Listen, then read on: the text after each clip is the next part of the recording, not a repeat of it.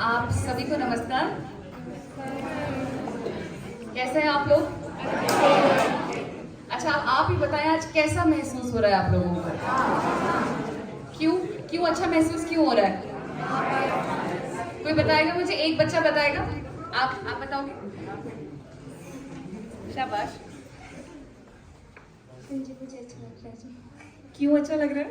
क्योंकि आप आए हो। Thank you so much, thank you. बेटा,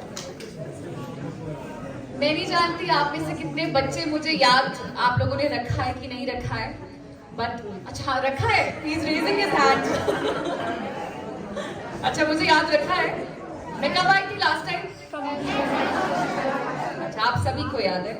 मुझे भी आप सभी की बहुत याद आती थी और मुझे ये बात हमेशा विचलित करती थी, परेशान करती थी कि जिन बच्चों से मैं प्रॉमिस कर कर आई हूँ कि मैं उन्हें जमीन पर बैठने नहीं दूंगी, आज उस प्रॉमिस की पूर्ति हुई है। एक बार जोरदार तालियां।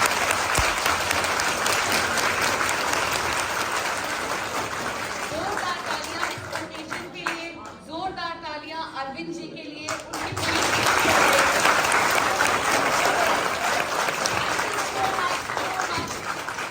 आपको सर हम बता नहीं सकते कि आज ये बच्चे भी अंदर ही अंदर कितने इमोशनल होंगे। मैं भी इमोशनल हूँ, प्रिंसिपल मैडम भी इमोशनल है। Please sir, please. उसका रीजन ये है मेरे बच्चों, देखो मैं अपने बारे में थोड़ा सा बताती हूँ और आज यहाँ पे हम क्यों आए हैं मैं ये भी बताती हूँ। ये सारा का सारा इशू मेरे लिए इतना इमोशनल क्यों है मैं ये भी बताती हूँ। मैं डीएवी टूटू से पढ़ी हूँ, फिर डीएवी लक्कड़ बाजार शिमला से पढ़ी हूँ। मतलब मेरी स्कूलिंग एक प्राइवेट स्कूल में हुई है, इसको ध्यान से सुनना। लेकिन जब शिमला में बर्फ पड़ जाती थी तो मैं सर्दियों की छुट्टियों में कांगड़ा आती थी, जो कि मेरे दादा दादी की जमीन है, गांव है मेरा। वहां पे बकरियां चराते थे हम लोग, गाय के पीछे भागते थे। और जब मुझे टाइम लगता था तो जो एक छोटा सा सरकारी स्कूल था हमारे घर के पीछे, मैं वहां पे भी वो टाट उठाकर और डब्बे में खिचड़ी और घी लगाकर पूरा बिठाकर ऐसे मैं जाती थी स्कूल में और मैं पढ़ती थी। मेरे दिल में ये बात जरूर आती थी कि जब हम शिमला में पढ़ते थे तो हम डेस्क बेंचेस पे बैठते थे, तो ऐसा इतना पक्षपात क्यों है? इस सरकारी स्कूल में बच्चे डेस्क और बेंच पे क्यों नहीं बैठे हैं? दूसरी बात तो अलग ही आती है कि एक बच्चे के गले में टाई है और एक बच्चे के गले में टाई नहीं है। मैं तब से कहीं ना कहीं सोचती थी कि ये जो प्राइवेट स्कूल और सरकारी स्कूल का डिफरेंस है ना, इसको कम करना है, धीरे धीरे कम करना है। सरकारी स्कूल का मतलब, मेरे बच्चों इस बात को समझना, सरकारी स्कूल का मतलब है वो स्कूल जो सरकार ने गोद लिए है। ये कोई ऐसी बात नहीं है कि हम सरकारी स्कूल में पढ़ते हैं तो हम कोई अच्छे नहीं हैं या हमारे माता पिता शायद इतने अफोर्ड नहीं कर पाते। ये सब मटीरियलिस्टिक बातें, इनको छोड़ दो। सरकारी स्कूल का मतलब समझो, आप बच्चे जिस स्कूल में पढ़ रहे हैं वो सरकार ने, हिमाचल प्रदेश सरकार ने उसको गोद लिया है, इस बात को समझो। वो अलग बात है कि अभी भी हम शायद उस मुकाम पे नहीं आ पाए हैं कि सरकारी स्कूल और जो प्राइवेट स्कूल होते हैं, निजी स्कूल होते हैं, उनमें हम डिफरेंस को कम कर पाए। पर आज इस स्पीच से अगर ये रिकॉर्ड हो रही है, वेल एंड गुड।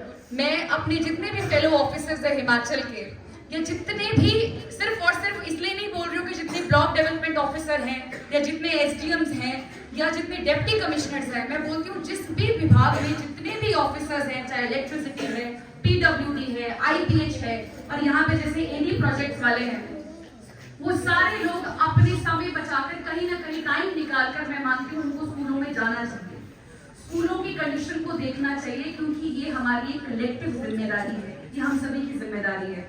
स्कूल में जाना पड़ेगा। अगर आप चाह रहे हैं कि आपकी लड़कियों का 100% इनरोलमेंट रेट हो तो आपको शौचालय को देखना पड़ेगा कि शौचालय की कंडीशन कैसी है। वो शायद ऑफिस में बैठ के नहीं समझ आएगी।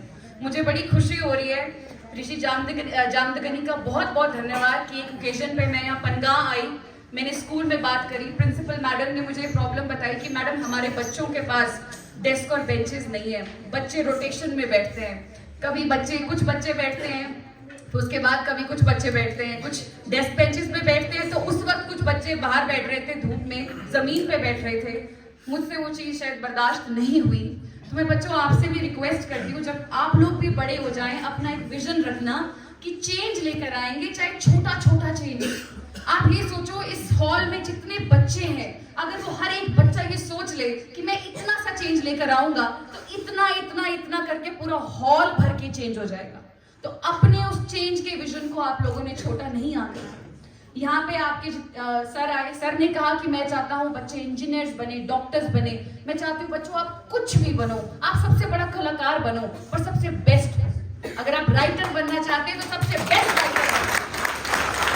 अगर आप सिंगर बनना चाहते हैं तो बेस्ट सिंगर हो, कि हिमाचल प्रदेश में जब बात आए तो ये बोले कि नहीं, प्रिनी में एक बच्चा है, उस सरकारी स्कूल का बच्चा है, वो वहां पे सबसे बढ़िया गाना गाता है। आप डॉक्टर बनना चाहते हैं तो ऐसे डॉक्टर बने जो बहुत लोगों का, गरीबों का मुफ्त में इलाज करता है।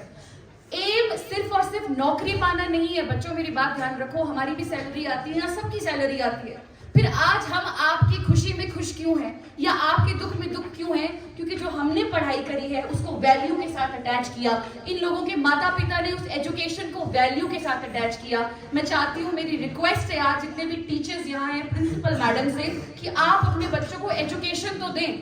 बच्चों के नंबर आ जाएंगे 80%, 90%, लेकिन अगर उस एजुकेशन के साथ वैल्यू अटैच नहीं है, विजन अटैच नहीं है, तो वो पढ़ाई जीरो है मैडम, जीरो है। फिर वो मैटर नहीं करता कि आप इंडिया के सबसे बड़े प्राइवेट स्कूल से पढ़े हो, लेकिन अगर उसमें वैल्यू नहीं है, गरीबों के लिए एक विजन नहीं है, हम्बलनेस नहीं है, ग्राउंडेडनेस नहीं है, तो उस पढ़ाई का कोई भी फायदा नहीं है।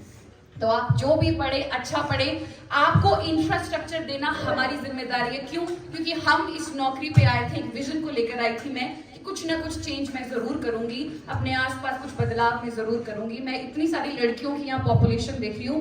गर्ल्स, आप लोगों के लिए थोड़ा सा रास्ता मुश्किल होगा, क्योंकि जो चीजें थोड़े लड़कों को फेस नहीं करनी पड़ती, वो लड़कियों को फेस करनी पड़ती है। अभी आप बहुत छोटी हैं, लेकिन मैं ये बेट लगा के कह सकती हूँ कि जब आप घर जाएंगी आज शाम को, तो शायद हो सकता है आपके माता पिता आपके भाई को काम करने के लिए न बोले और आपको काम करने के लिए बोले कि जा तू चाय बना के ला, जा तू आज शाम के बर्तन धो। मैं ये नहीं कह रही कि उस काम को मना करना है, नहीं, उस काम को मना नहीं करना है। क्यों? क्योंकि नारी अपने आप में एक संपूर्ण इंसान है। हम किसी पे भी डिपेंडेंट नहीं है, आपको हर काम सीखना है, लेकिन इस बात को याद रखना, काम के चलते चलते बस अपनी पढ़ाई का जो लक्ष्य है उससे आप लोगों ने डिफ्लेक्ट नहीं होना है। आपने पढ़ना है और बहुत अच्छा पढ़ना है।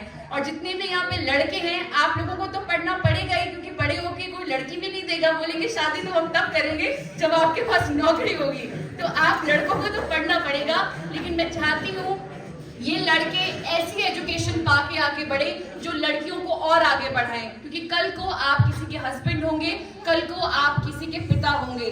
तो जो बच्चे आप में से आएंगे वो ऐसे इनरिच्ड बच्चे आए, जो क्वालिटी बच्चे आए, तब जनरेशन का सुधार हो सकता है। मैं लास्ट में एक बात आप लोगों को बोलना चाहती हूँ कि इंफ्रास्ट्रक्चर हमने प्रोवाइड किया है, जैसे सर ने कहा कि इसका सदुपयोग करना, यूटिलाइजेशन करना, क्योंकि ये चीज आप लोगों के लिए स्पेशल है। शायद प्राइवेट स्कूल के बच्चों के लिए ये चीज स्पेशल नहीं है, उनको ये सब कुछ मिला जाता है, उनको डेस्क बेंचेस मिलते हैं, शायद उनको इस चीज की इतनी वैल्यू नहीं है। तो आप लोग अपने मन में ये गांठ बांध लो कि आपने कुछ करके दिखाना है, हिमाचल का नाम रोशन करना है। और मैं आपको एक बात बता दूं, आप कुल्लू से बिलोंग करते हैं, अभी बहुत छोटे छोटे बच्चे भी हैं, लेकिन मैं यही बात कर रही थी मुझे आपकी मैडम के साथ कि सभी के यहाँ पे जो है वो सेब के खेत है, हाँ या ना? सभी के हैं, सबको पता है, सबको पता है कि सभी के सेब के खेत हैं। इसीलिए शायद कुल्लू में बच्चों को माहौल नहीं आ पाया है कंपटीशन का, क्योंकि शायद पढ़ाई को दूसरे नंबर पे, तीसरे नंबर पे रखा गया है। और कहीं ना कहीं हमको ये बोल दिया जाता है हमारे भाइयों द्वारा भी, तो क्या हो गया यार, बड़े होके हम पैराग्लाइडिंग करवा लेंगे, तो क्या हो गया, बड़े होके राफ्टिंग करवा लेंगे, एक दिन के 12,000 15,000, उसका कोई फायदा नहीं। छोटी सी कहानी सुनाती हूँ। विष्णु भगवान को सब जानते हैं? विष्णु भगवान एक बार आराम से अपनी मुद्रा में बैठे थे, जैसे शेषनाग के ऊपर बैठते हैं ऐसे, और वहां पे लक्ष्मी माता बैठी थी। लक्ष्मी माता, विष्णु, ऑब्वियसली बात है दोनों हस्बैंड एंड वाइफ है, तो लक्ष्मी माता उनके पैर दबा रही है, दबा रही है, दबा रही है। तो विष्णु जी खुश हो जाते हैं, तो वो बोलते हैं मांगो लक्ष्मी, क्या मांगती हूँ? तो विष्णु भगवान बोलते हैं कि ऐसा है, जो भी तेरी तपस्या करेगा, जो भी तुझे पूजेगा, तेरे लिए मेहनत करेगा, उसको तो मिल जाएगी, मतलब लक्ष्मी मिल जाएगी, मतलब पैसा मिल जाएगा, जो भी तेरे लिए मेहनत करेगा। लेकिन लक्ष्मी, एक बात है, एक टर्म्स एंड कंडीशन अप्लाइड है। लक्ष्मी माता पूछती है क्या टर्म एंड कंडीशन अप्लाइड है? टर्म एंड कंडीशन ये अप्लाई है कि जब मेरा मन होगा मैं वो वापस ले लूंगा। लक्ष्मी माता कहती है चलो कोई बात नहीं प्रभु, स्वीकार है आपकी वाणी। उसके बाद वहां सरस्वती माता को पता चलता है कि अरे कुछ बट रहा है, कुछ विष्णु भगवान जो है वो बहुत सारी चीजें दे रहे हैं। अब लक्ष्मी को दे रहे हैं तो माता को थोड़ी जेलसी हुई, होता है ना, थोड़ा लेडीज में जेलसी फैक्टर होता है। तो सरस्वती माता भी फटाफट चली गई वहां पे, विष्णु भगवान को प्रणाम किया और बोला कि विष्णु महाराज आप मुझे भी कुछ दें। तो विष्णु भगवान कहते हैं कि मैं जो तुझे दूंगा, जो भी तुझे अर्जित करने के लिए समय लगाएगा तू उसकी हो जाएगी, लेकिन हाँ मैं लक्ष्मी की भांति किसी से भी तुझे वापस नहीं ले पाऊंगा।